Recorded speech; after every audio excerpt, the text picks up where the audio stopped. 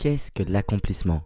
La vérité, c'est qu'on ne peut pas vraiment poser de mots dessus. C'est cette sensation inexplicable qui donne l'espace d'un instant l'impression d'être le plus grand, le plus beau et le plus fort. C'est ce qu'a certainement ressenti Monsieur Walt Disney le 21 juillet 1937 quand il a entendu les pleurs des spectateurs dans la salle obscure d'Hollywood durant l'avant-première de Blanche-Neige. Le sentiment d'accomplissement a dû être fort, très fort, car Walt le savait, il venait d'écrire une page du cinéma en faisant entrer le cinéma d'animation dans la cour des grands et Blanche-Neige dans la cour des très grands. Mais ceci n'est pas une vidéo sur Disney, ni sur l'histoire du long métrage d'animation. Pour Fear Lord et Chris Miller, ces deux passionnés éclectiques du cinéma, c'est le moment de l'accomplissement ultime pour eux aussi. Écrasés par le poids de la cérémonie, les épaules sont tombantes, la locution est hésitante parce que l'émotion est grande. Avec Spider-Man Into the Spider-Verse, le duo accompagné de Rod Rothman, Peter Ramsey et Bob Persichetti aura accompli quelque chose d'immense qui fera sans nul doute date dans l'histoire du cinéma d'animation. C'est le film de super-héros qui a obtenu un coup de neuf d'abord. C'est une histoire de représentation qui était chère au réalisateur ensuite.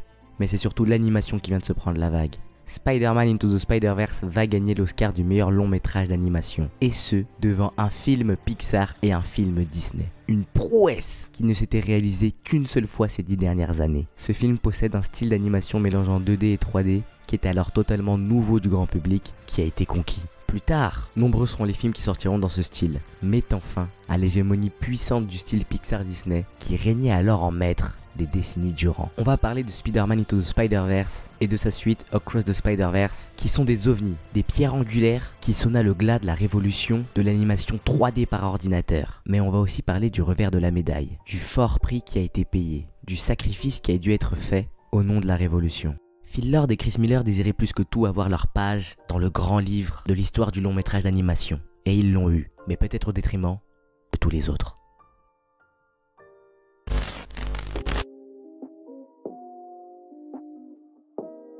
Pour bien comprendre la révolution Spider-Verse, il faut d'abord comprendre la dictature qu'a imposé le studio Pixar ces 20 dernières années. Mais aussi comprendre son talent d'Achille et l'impasse qu'il allait inéluctablement rencontrer. Depuis la sortie de Toy Story en 1995, le studio Pixar connaît l'ascension rêvée. Ils enchaînent chef-d'œuvre sur chef-d'œuvre au fil des années. Toy Story, Mille et une pattes, Toy Story 2, Monstres et compagnie, Le Monde de Nemo, Indestructible. C'est la lignée des Joestars quoi. Chaque film est un plus grand succès commercial que le précédent. Un succès critique aussi, mais surtout, chaque film repousse les limites de l'animation 3D par ordinateur, en étant chacun des prouesses techniques et technologiques. L'innovation technologique est à la base du succès de Pixar. John Lasseter, un des piliers du studio depuis les origines, dit « L'art défie la technologie et la technologie inspire l'art ». Faut se dire que John, c'est ce genre de gars tellement passionné et talentueux qui, en 1980, quand tout le monde était là en train de faire mumuse avec des feuilles de papier ou cellulo, et hésitait encore à simplifier le processus juste avec des scanners par ordinateur,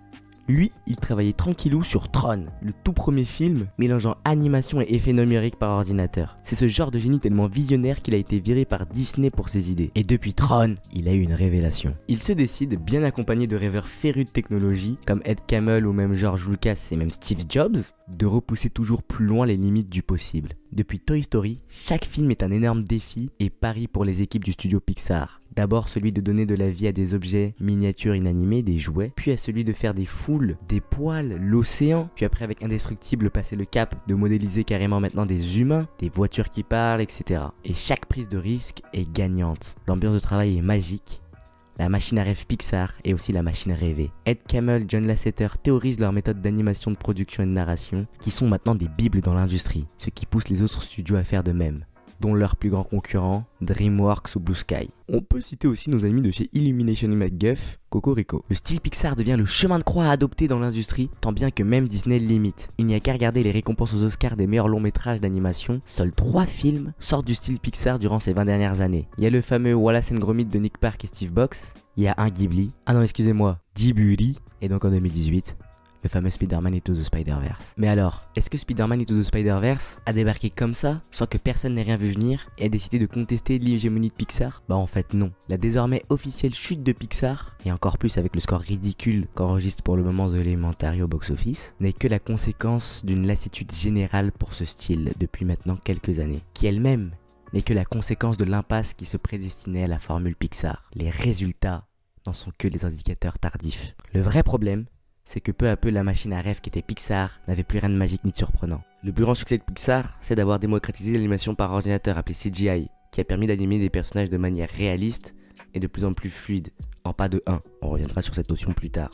Ça a aussi permis d'animer jusqu'aux plus petits détails de manière très réaliste, car calculés par l'ordinateur, comme les poils des monstres par exemple. Sur des personnages, eux aussi modélisés sur ordinateur en 3D, qui devenaient de plus en plus réalistes. Sur des backgrounds, eux aussi modélisés en 3D, qui ont pu, grâce à des éclairages calculés eux aussi en 3D, devenir de plus en plus naturalistes, presque photoréalistes. Et Pixar a pu imaginer des mondes totalement extraordinaires. Et seulement voilà, au bout d'un moment, le public a compris, et même plus étonné de voir ces prouesses-là. Et bien sûr que Pixar et John Lasseter savaient que ce n'était pas la technologie qui font aimer un film. Pixar, c'est aussi une narration incroyable. Et voilà, là aussi Pixar est passé maître, a codifié son process en 22 principes et a standardisé la formule. Plus rien de nouveau sous le soleil. Pire que ça, les films Pixar ne voulaient rien dire. Car quand tu es obligé de foutre des personnages comme ça, dans des univers aussi photoréalistes, ça crée une dissonance que tu es obligé de combler avec un scénario qui se doit d'être plus sérieux, plus explicatif. En clair, l'immersion dans un autre monde est moins impactante, car le rêve ressemble de plus en plus à la réalité. Et il y a beaucoup de personnes qui, quand ils vont en salle voir un film d'animation, veulent vraiment se transporter dans un nouveau monde, aussi fou soit-il tant qu'il est inventif. Pixar te ramenait de plus en plus à la réalité. Ça peut en partie expliquer pourquoi durant les 2 dernières décennies, les longs métrages d'animation en style d'animation traditionnel japonais, incarné à l'international par les studios Ghibli, a été largement acclamé par la critique et est devenu de plus en plus populaire durant les années 2010, avec notamment une toute nouvelle génération de réalisateurs talentueux comme Mamoru Hosoda ou Makoto Shinkai, qui ont signé des classiques fortement appréciés. Mais en fait, c'est l'industrie de l'animation japonaise tout entière qui va énormément prendre de l'ampleur à l'international. Et cette réaction du chef exprime bien la position de pas mal de consommateurs d'animation japonaise ces dernières années. Non, il y a un décalage total, je suis désolé. À chaque fois qu'il y a une adaptation qui sort et qu'on se rend compte que c'est de la CGI, ça gueule. Parce qu'en fait, on n'aime pas ça, le truc n'est pas encore au point.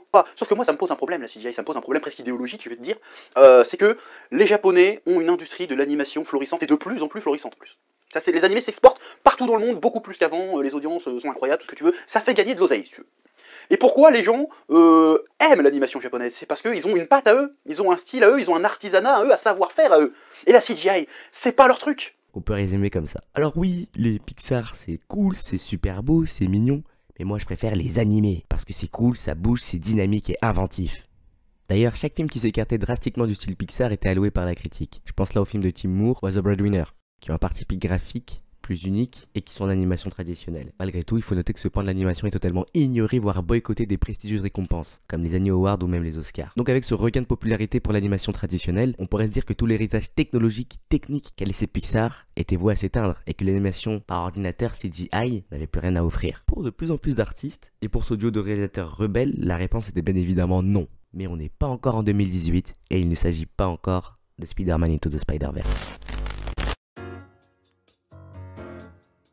Mais il s'agit d'un tout autre film qui va faire office du premier grand coup dans la fourmilière. C'est une grosse production d'animation 3D tout public, on est en 2014 et voilà que sort. Ce film est super important. Déjà, il brise 2 commandements suprêmes de l'animation par ordinateur. De 1, il a une animation volontairement limitée, le plus souvent en pas de 2. De base, l'animation traditionnelle, c'est juste une couche de plusieurs dessins qui forment un mouvement. Chaque mouvement donc doit être dessiné, et pour un mouvement assez fluide à l'œil, on compte 24 images par seconde. Une animation est composée de plusieurs poses clés qui font le mouvement, qui sont dessinées par les plus grands animateurs, à laquelle on va rajouter des intervalles qui fluidifient le mouvement, qui sont très chiants à dessiner, et qui en animation traditionnelle sont faits par des subalternes, des fois même sous-traités par d'autres studios. Après, on remercie fortement les subalternes et les autres studios, sinon ce serait dégueulasse. Et ce qu'il faut savoir, c'est qu'en animation 3D, tous les mouvements entre sont calculés par l'ordinateur. Donc c'est cool. On peut constamment avoir du 24 images par seconde et donc animer en pas de 1, un dessin différent par image. Alors que par exemple dans le monde de l'animation japonaise, c'est réservé à des scènes spéciales et importantes appelées Sakuga. Ouais, Yutaka Nakamura, toi-même tu sais. Sauf que dans la grande aventure Lego, les réalisateurs, le directeur d'animation ainsi que le studio Animal Logic ont volontairement choisi de faire énormément varier le framerate de l'animation pour donner cet effet de film de bricks, comme ce qu'uploadent les plus grands fans de Lego du monde depuis des années dans leur chambre en stop motion. Et c'est juste...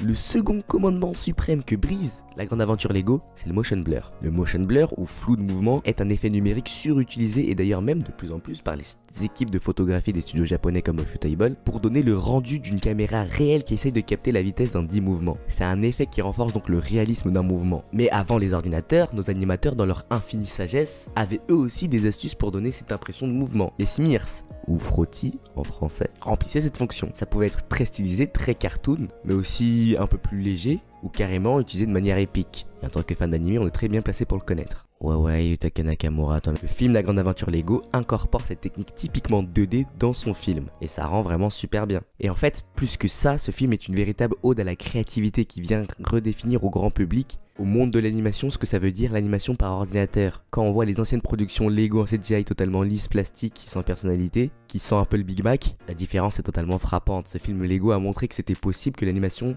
par ordinateur, l'innovation technologique n'était pas forcément le synonyme de photoréalisme ou d'ennui. Casser les codes, repousser les frontières du possible en n'hésitant pas à regarder derrière plutôt que devant. Ce qui est marrant, c'est que c'est aussi le thème du film, qui est aussi une masterclass narrative qui maîtrise l'art du fanservice, de la référence, tout en étant créatif et en s'assumant en tant qu'histoire nouvelle. Vraiment un film à voir ou à revoir. Et le film a été un succès commercial et surtout critique, malgré qu'il n'a pas été nominé aux Oscars. Il va quand même rafler en 2015 pas mal de distinctions, dont un Annie Award du meilleur long métrage d'animation, largement mérité au vu de son importance. Notre duo de réalisateurs, Phil Lord et Chris Miller, a validé la première étape de leur mission, mais ils ne vont pas s'arrêter en si bon chemin. Et ils ont raté l'Oscar avec La Grande Aventure Lego, mais avec le prochain ils ne le rateront pas. Toujours dans la même optique, c'est enfin l'heure de la... Spider-Man Into the Spider-Verse ne se contente pas seulement d'incorporer des techniques 2D dans une animation par ordinateur, mais il prend le parti pris insensé de vraiment essayer d'animer un comics de Jack Kirby. Comme si on prenait le comics en main, mais que tout d'un coup les pages se mettaient à tourner d'elles-mêmes. Les personnages à l'intérieur se mettent à bouger, les cases et les onomatopées nous sautent à la figure. On part bien sûr des bases instaurées par la Grande Aventure Lego, avec une animation volontairement limitée et pas en pas de 1, comme si on avait devant nous le découpage d'une bande dessinée. Ce qui se marie bien au split screen super utilisé en plus. Mais c'est aussi très bien justifié narrativement, avec Miles Morales, le nouveau Spider-Man en devenir, qui a un peu de mal avec tout l'héritage qui le précède, et le poids du costume. La première fois qu'il utilise sa toile avec son mentor, le décalage de framerate avec le Spider-Man vient nous montrer qu'ils ne sont pas encore synchro au début, qu'il n'est pas encore prêt, mais que petit à petit, il va y arriver. La plus grande réussite du film, c'est bien évidemment l'incorporation de traits, d'effets 2D par-dessus l'animation 3D. Et là, c'est carrément tout un logiciel qui a été inventé par l'équipe pour ce rendu, pour donner cet effet comics de l'âge d'or dont ils étaient fans. Et ça va vraiment très loin dans le film. Par exemple, il n'y a aucun flou de caméra numérique. Genre zéro, à aucun moment. C'est juste un jeu d'aberration chromatique, comme un défaut d'impression qu'on pouvait retrouver dans les anciens comics. Et vu que ces dernières décennies a été marqué aussi par l'explosion de l'animation japonaise à l'international. Je pense par exemple à des œuvres comme Devilman Crybaby ou Kill la Kill qui ont rencontré un fort succès à l'international et en particulier aux États-Unis. Il n'est pas fantaisiste de retrouver une certaine exagération dans l'animation, dans les poses clés, mais aussi des impact frames et des flashs de couleurs qu'on connaît bien du côté de l'archipel, pour dynamiser une scène d'action, toujours dans ce style pop art des comics des années 30. En fait, ce qui a vraiment ramené d'abord La Grande Aventure Lego puis Spider-Man Into the Spider-Verse, c'est une importance et une considération graphique et stylistique importante. Si avant la grande question artistique importante pour Pixar était « alors comment je vais être capable de rendre l'humidité et la chaleur des fibres, de la laine et du coton de la chemise de Monsieur Indestructible ?» Le pire c'est qu'ils ont trouvé la réponse. Phil Lord, Chris Miller et les autres réals posent d'abord cette question. Quel style graphique, et même très graphique, je veux faire bouger à l'écran? Tout ça me fait un peu penser au studio American UPA, qui dans les années 40 allait à l'encontre de l'illusion de la vie et des 12 principes de l'animation de Disney, pour expérimenter un nouveau langage de l'animation beaucoup plus graphique et inspiré stylistiquement, malgré le peu, voire le très peu de mouvement. C'est ce qui a donné notamment naissance à l'animation limitée. Pour eux, le plus important c'était de savoir quel tableau de grand peintre ils voulaient voir en mouvement à l'écran, donnant des productions très hétéroclites au sein du studio, là où Disney était très standardisé. Et je vous conseille fortement d'ailleurs pour la culture d'aller voir quelques productions, quelques films de ce studio parce que c'est fortement intéressant. Et vu que l'art n'est qu'un cycle, ce style reviendra de mode dans pas très longtemps, si ce n'est pas déjà le cas avec justement le style Spider-Verse. Dans le développement de Spider-Man Into the Spider-Verse, 2 ans ont été passés pour simplement définir l'esthétique du film et voir le rendu en animation 3D, avec notamment Alberto Miego, un artiste génial qui a énormément aidé avec ses recherches stylistiques et ses animations test, notamment dans les backgrounds qui sont plus dans un impressionnisme visuel comme il aime le dire, plutôt que dans un calcul parfait de la perspective, de la lumière, des textures, des reflets, comme ça peut être le cas dans un Soul ou dans un Peeper. Donc là on est plus dans la même ambition que le studio American UPA. Le monde de l'animation va subir un raz-de-marée et plein d'autres productions de haute voltige, de grands studios viendront appuyer ce nouveau mélangeant 2D et 3D. Films ou séries d'ailleurs, avec tous beaucoup de succès, notamment Arcane mais aussi Chapeauté 2. Film auquel j'ai consacré une vidéo, notamment sur le loup, qui bénéficie de pas mal de ces nouvelles techniques pour être terrifiant dans le film, notamment avec les smears exagérés qui le rendent presque intangible, ou son framerate aléatoire, très aléatoire, qui fait qu'il génère presque des screamers. Il y a aussi cet aspect très peint dans les décors qui colle bien à l'univers conte de fées du film. Et à ce stade-là, on pourrait se dire que c'est fini, que Spider-Man et les équipes qui ont bossé dessus ont réussi à instaurer la révolution qu'ils voulaient et ont libéré l'animation du joug du style Pixar pour instaurer leur style, et c'est gagné. Mais qu'en est-il vraiment ? Mais en vrai, si on se penche bien, est-ce que Sony Pictures n'ont pas tout simplement refait ce que Pixar avait fait fin des années 90, début 2000 ? Est-ce une vraie révolution ou une simple évolution logique ? Et donc que le style Spider-Verse va lui aussi se retrouver inévitablement face à une impasse comme son prédécesseur. Parce que oui, on a un studio qui a imposé et démocratisé son style sur l'industrie, mais qui comporte des faiblesses qui vont inévitablement les mener dans une impasse. Dans les années 90, c'était des limites techniques. À mesure que les films se voulaient ambitieux, le coût de production allait être trop important et la charge sur les équipes de production, notamment les animateurs intervallistes, allait être trop importante. Disney Company était déjà la cible de nombreux mouvements syndicalistes, donc mettre encore plus la santé des animateurs en danger était une mauvaise idée. De toute façon, pensez aussi à ce qui se passe du côté du Japon. Et pour répondre à ça, on a un ou des visionnaires qui, même si profondément amoureux de leur figure d'autorité de leur temps, rêvent de changement. Changement qui pour eux passe par de l'innovation technologique. Comme Spider-Verse en vrai, car qu'on ne s'y trompe pas. Le travail de recherche pour créer des logiciels capables de, par exemple, calculer les traits à appliquer sur des modèles 3D, des taches de couleur ou même l'humidité d'une peinture, c'est de la pure innovation. Et même par exemple dans le film Lego, les textures des briques a été travaillées à un tel point qu'on peut sentir leur utilisation de la part des doigts d'un enfant. Et puis de toute façon, depuis les Émile Renaud et les frères Lumière, l'histoire du cinéma d'animation ou du grand cinéma, c'est toujours la même histoire, toujours une histoire d'innovation. Donc là on peut clairement voir qu'il y a un parallèle entre ce qu'a fait Pixar fin 90, début 2000 et ce qu'est en train de faire Sony Pictures Imageworks fin 2010, début 2020. Du coup, si l'impasse Pixar se caractérisait par une lassitude générale vis-à-vis du style très codifié et surtout dupliqué sur toutes les productions de tous les studios qui sortaient, sommes-nous encore en train de nous diriger vers la même chose avec le style Spider-Verse ? Alors quoi ? C'est le moment où on parle de Across the Spider-Verse. Ce film, globalement, c'est aller encore plus loin, mais vraiment plus loin, sur les bases posées il y a 5 ans. Le mélange 2D, 3D va encore plus loin, il y a 60 idées géniales à la seconde, bref c'est une véritable masterclass, même narrative. Mais ce film n'est pas qu'une démonstration de force pour bien montrer que c'est bel et bien Sony Imageworks qui maîtrise mieux que personne ce style d'animation qui a commencé à être très populaire et donc repris un peu partout. De la même manière où il y avait les films en CGI très propres, puis Pixar qui était prêt à mettre des contrôles d'animation jusqu'au tendon de chaque doigt de la main d'un personnage qui joue du piano pour que ça soit le plus fluide et réaliste possible. Là il y a les films qui mélangent 2D et 3D et il y a Across the Spider-Verse. Mais ce film ne se contente pas juste de ça. Ce film est juste un giga laboratoire d'expérimentation extrêmement dense. Il y a énormément de styles d'animation différents et des dizaines de styles graphiques animés à l'écran. Et cet effort mis pour chaque personnage important du film pour qu'il ait dans son propre univers sa propre patte graphique, où l'équipe a d'ailleurs développé des outils spécifiques pour rendre par exemple les aquarelles et les acryliques de Spider-Gwen vivantes, coulantes, dégoulinantes comme ses émotions, ou rendre l'humidité des trous de la tâche irrégulière et presque sensorielle, ou encore l'aspect raw sketch, net et sans bavure à la manière d'une architecture brutaliste pour Spider 2099. Tout ça n'est pas là juste pour flex, c'est aussi là pour montrer la voie, montrer le vrai but, l'ambition de cette saga Spider-Man dans le Spider-Verse, qui n'est pas de dicter un nouveau style d'animation précis, mais d'explorer le plus possible. Chaque film doit être une exploration vers les infinies possibilités. Refuser la conformisation et l'académisme de son temps, pour trouver sa propre voie, son propre chemin. De plus, le fait qu'il y ait 3 nouveaux réalisateurs sur le film et un très grand nombre d'artistes différents sur le film renforce l'idée que le style Spider-Verse, c'est plus une idée qui peut être incarnée par n'importe quel artiste. Et ça, c'est totalement ce qu'incarne Obi dans le film. Déjà, il est le personnage rebelle du film, qui est contre les ordres et les autorités du 2099, qu'il va rejeter pour se barrer. Et il va inciter nos 2 protagonistes à faire de même, en disant cette phrase super importante à Miles, et en influençant Gwen en lui permettant à la fin de faire sa team. Mais le plus intéressant, c'est que la conception de ce personnage va aussi dans ce sens. Obi a été l'un des personnages les plus durs à conceptualiser et à animer, car il ne respecte aucun code. Il possède beaucoup trop d'éléments qui demandent à être traités individuellement dans un style zine art qui est typiquement très graphique, donc 2D, pour un personnage qui comme tous les autres est d'abord modélisé en 3D.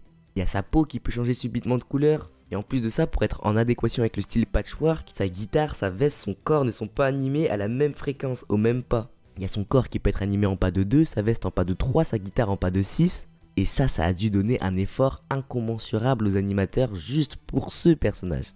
Mais après moi, ce que j'y vois, c'est que ce personnage était tellement important pour ce qu'il représente dans le film, et ce qu'il représente aussi dans l'idée, l'ambition du style Spider-Verse, qu'il fallait le faire. Ou peut-être que c'est juste les réalisateurs qui sont juste assez fous pour outrepasser toutes les contraintes. ou pour tout sacrifier dans une trop grande folie des grandeurs? Car étaient-ce les seuls à avoir pensé à un changement dans l'animation 3D? Et pourquoi les autres se sont arrêtés en chemin?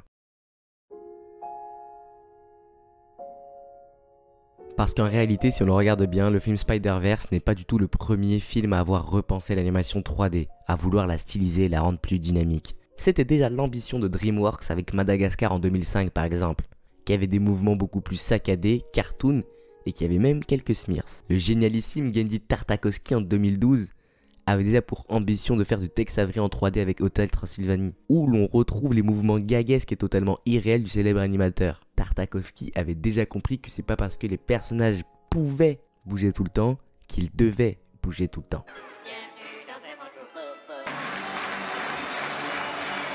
Et même parallèlement à la grande aventure Lego, Snoopy et Peanuts, le film, est venu avec une 3D qui avait déjà pour but d'imiter le rendu du célèbre comic strip de Schulz. Mais je vais encore plus vous surprendre, parce que c'est Disney, en 2012, qui sort le brillant Paperman, un court-métrage de 9 minutes qui vient montrer, si on l'avait oublié, à quel point Disney, eh bah ça reste Disney. Animé en 3D, chaque scène a été minutieusement repassée en 2D par-dessus. Alors on peut vraisemblablement pas dire que Spider-Man Into the Spider-Verse a tout inventé, ni même l'idée qui est à la base de son succès. Mais alors la question est la suivante, pourquoi Disney n'a pas fait de longs métrages d'animation dans ce style? Pourquoi d'autres studios, d'autres réalisateurs n'ont pas eu l'ambition de faire 3 grosses productions qui cassent la baraque plutôt que quelques expérimentations cachées par-ci par-là? Car le coût était trop grand. D'abord le coût monétaire, oui, pour les plus petits studios, mais aussi et surtout le coût humain. Spider-Verse, mais surtout Across the Spider-Verse, n'a pas du tout été facile à produire. Ça a même été un enfer tellement ce film a été maximaliste en termes d'idées de styles différents. Pour Across the Spider-Verse, c'est près d'une dizaine de nouveaux logiciels qui devaient être créés de zéro pour rendre vivant tel ou tel style graphique. Et ils ne pouvaient pas s'appuyer sur le travail précédemment fait sur Spider-Verse. On a parlé du personnage de Hobie par exemple qui a été un véritable casse-tête d'abord à conceptualiser, puis après à animer. Mais cette réflexion aussi poussée a été donnée pour chaque personnage du film. Par exemple, Chris Anka, le car designer de Across the Spider-Verse nous dit: j'ai passé des mois à regarder l'art ancien et les textiles actuels pour m'inspirer et voir jusqu'où nous pouvions pousser le design sans être trop encombré. Et faire en sorte que le logo se lise comme une araignée à 8 pattes était également une priorité. C'était l'une des missions les plus longues que j'ai eues sur le film, passant environ 9 mois à travailler uniquement sur les motifs jusqu'à ce que tout le monde soit satisfait. Mais cela a contribué à faire un des designs dont je suis le plus satisfait, car il n'y a aucune partie que je n'ai pas méticuleusement pensée. 9 mois juste pour des motifs qu'on voit à peine dans le film, c'est fou. D'autant plus qu'avant qu'ils viennent bosser sur le personnage, d'autres car designers avaient déjà commencé à bosser sur le Spider-Man 99. Et ce même car designer, Chris Anka, a dû designer sans autre Spider-Man. Je ne sais pas si vous vous rendez compte de la folie que c'est. Et si Chris Anka a l'air d'avoir kiffé l'expérience, ce n'est pas le cas pour des centaines d'employés qui ont quitté la production en plein milieu. Et oui, j'ai bien dit des centaines d'employés. Pour la comparaison, pour une saison de 12 épisodes d'animation au Japon, on monte une équipe de 20 à 30 personnes. Là, je vous parle d'une centaine d'animateurs qui désertent la production car ils en avaient marre, parce que les conditions de travail étaient insoutenables.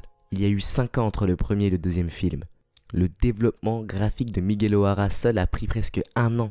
De l'aveu de certains animateurs anonymes, Spider-Man Across the Spider-Verse est le genre de film qui ne sort qu'une fois, qu'on ne peut pas reproduire, tellement les moyens et les hommes ont été utilisés et poussés jusqu'au bout. Le succès vous rend soif de toujours plus de succès. Car nos 2 réalisateurs cherchent cet accomplissement ultime. Et en voulant se réchérir 2 à 3 fois plus fort, ils ont entraîné leur équipe dans une folie des grandeurs que le commun des mortels ne peuvent difficilement assumer. Selon encore l'aveu d'animateurs anonymes, Phil Lord n'a cessé de réécrire le scénario de certaines scènes, les finir, puis les recommencer à nouveau, encore et encore. Chaque scène qui était presque déjà finie avait de fortes chances d'être totalement recommencée, si tel ou tel détail ne lui plaisait pas. Il a fait de ce film une obsession maladive, qui l'a poussé à ne plus considérer la santé mentale et physique de sa propre équipe, comme certainement de lui-même aussi. Son rêve l'a dépassé.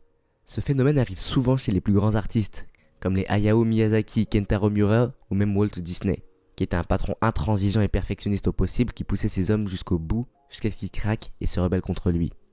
Soit ça passe, soit ça craque. Certaines œuvres n'arrivent jamais à leur terme, ou des drames surviennent lors de la production, et même des fois la mort emporte le perfectionniste avant. On a effleuré le drame avec Across the Spider-Verse, mais que penser pour la suite? À l'heure où je vous parle, Beyond the Spider-Verse est repoussé à une date encore inconnue. Que faut-il espérer pour ce film? Faut-il, pour notre émerveillement, en tant que spectateur, qu'ils aillent encore plus loin? Et quid des autres studios qui vont devoir s'aligner avec un niveau de qualité semblable pour continuer à prospérer dans l'industrie? Car l'industrie n'a pas de pitié. le public non plus. Moi je pense que finalement, ce qu'il faut souhaiter pour Sony Pictures Imageworks, c'est qu'ils arrivent à trouver des systèmes, bâtir des logiciels, trouver un processus pour faciliter la production de films dans ce style, et ce, même si ça veut dire codifier un peu plus les méthodes, passer un peu moins de temps sur les détails ou la traduction de toutes les idées inventives et créatives que peut avoir ce regroupement de talents au sein de ce studio. Finalement, sortir des films plus à la chaîne, devenir un vrai roi poids lourd de l'industrie, comme les titans de la décennie passée. Car au final, est-ce que ce ne serait pas là la vraie sagesse du roi qui domine? Après tout, Miyazaki, Walt Disney ou même Steve Jobs se sont assagis, calmés avec le temps. Ils ont su réfréner leur côté perfectionniste, maladif, impulsif, qui pesait sur leurs collègues et leur entourage pour passer sur une démarche plus industrielle peut-être, mais finalement, peut-être pas plus humaine. Et ça a quand même donné naissance à des empires adulés par le peuple. Et finalement, les contraintes qui se sont imposées en termes de production ont été la source d'une créativité encore plus grande pour sûr, mais aussi d'excellence pure, de maîtrise totale sur leur domaine. Je sais que beaucoup de personnes et surtout beaucoup d'artistes encore amateurs ont cette idée romantique du génie créatif perfectionniste, de ce studio qui ne sort qu'un jeu tous les 10 ans et qui casse la baraque, de cette équipe indépendante, éclectique, qu'on ne range pas dans une case, du mangaka qui passe 24 heures sur chaque fibre musculaire de ses personnages, et enfin de ce réalisateur qui a passé 1 an sur chaque plan du film. Mais ça ne réussit pas à tous les coups. À vrai dire, ça ne réussit presque jamais. Et surtout, ça comporte des risques économiques, mais surtout mentaux, que peu de gens envisagent. Au final, ceux qui tentent l'aventure finissent par se ranger du côté plus classique et industriel. Les grands empires comme Pixar, Disney, Blizzard, la Toei Animation, Nintendo ou même le Shonen Jump peuvent paraître ennuyeux et moins artistiques. Mais la vérité, c'est qu'ils ont atteint un tel degré de maîtrise dans leur sujet que ça force le respect. Et ils contribuent à bâtir des formules et à laisser un héritage tellement grand et durable qu'on ne peut que s'en inspirer. C'est le cas par exemple des 12 principes d'animation, des 9 All Men de chez Disney, qui resteront les commandements ultimes de tous les animateurs pendant encore un très long moment. Même si, il est vrai, il existe des studios qui viennent bouleverser la machine, mener la révolution, ce qui contribue aussi à faire évoluer les techniques du médium. En fait, tout ça c'est un cycle, c'est le cycle éternel de l'art.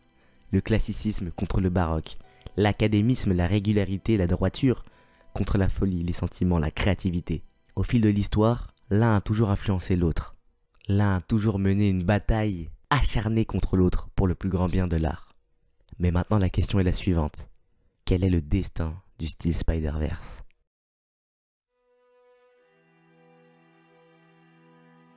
Quoi qu'il en soit, je trouve que le style Spider-Verse en dit assez long sur le futur des industries artistiques et créatives. Je pense que l'avancée fulgurante et non anticipée de l'intelligence artificielle a bouleversé pas mal de monde, et notamment les artistes, mais aussi le public. Et c'est ça aussi qui peut expliquer cette perte d'intérêt pour la performance purement technique, technologique, qui va être de plus en plus banalisée par l'IA. Et ce regain de popularité et d'amour pour une esthétique qui a l'air plus artisanale, avec un peu plus de chaleur humaine. Même si, et c'est ce qu'on a vu avec le style Spider-Verse, qui se base sur un énorme travail de recherche et de développement de logiciels, ce n'est qu'en apparence, qu'une surcouche. On peut aussi le ressentir dans d'autres formes d'art, comme le jeu vidéo, qui délaisse peu à peu sa quête du réalisme outrancier, même dans le AAA, quête qui au fur et à mesure que les moteurs comme Unreal Engine se perfectionnisent et surtout se hiatisent, c'est-à-dire qu'avec un niveau de compétence moindre, on pourra faire beaucoup plus, perd son intérêt. Parce que l'effet waouh qu'elle provoque s'estompe au fil des années. L'énorme succès du nouveau Zelda, qui arbore une esthétique peinte très marquée, et d'ailleurs le succès toujours aussi éclatant des jeux Nintendo, en dit quelque chose. Comme aussi le succès d'Hades, qui s'oppose par exemple à Cyberpunk 2077, sorti la même année, qui a eu un succès relativement entaché. On peut même citer Elden Ring, ou le dernier trailer d'Armored Core qui ressemble plus à un Assassin's Creed de PS3, ou un Mass Effect d'Xbox, qu'à un The Last of Us 2. Il semble que le public comme les artistes veulent revenir à l'essence même d'une feuille blanche à remplir avec un crayon. Pour le moment, l'animation japonaise est encore pas mal en retard par rapport à ça. Là, on est plus en train d'assister à l'effervescence des effets numériques et des effets de caméra détaillés, popularisés par Ufotable notamment, mais qui s'est largement démocratisé au sein de tous les studios. Studios qui aussi utilisent de plus en plus de modèles 3D. Mais si on regarde ça avec plus d'attention, on peut voir que justement Ufotable a pas mal changé de direction artiste, notamment dans leur photographie, entre les Fate et Demon Slayer. Là où sur les Fate, on était dans une recherche excessive du réalisme, tous les mouvements de caméra, tous les motion blurs et toutes les particules numériques pour tous les pouvoirs de tous les personnages, sur Demon Slayer, c'est beaucoup plus stylisé, beaucoup plus cartoon. Et il y a justement ce mélange 2D 3D qu'on peut apercevoir notamment sur les vagues déferlantes de Tanjiro. D'ailleurs, je vous conseille largement ma vidéo sur Ufotable si vous voulez en savoir plus sur ce qui est l'un des studios les plus importants dans l'industrie de l'animation japonaise ces 10 dernières années. Et si vous voulez continuer de parler de toutes ces questions artistiques avec justement d'autres artistes, mais aussi partager vos créations, il y a toujours le serveur Discord de la troupe lien en description. Juste en dessous il y a le Insta aussi très important. C'était Motivé en mode légende, à plus dans le bus.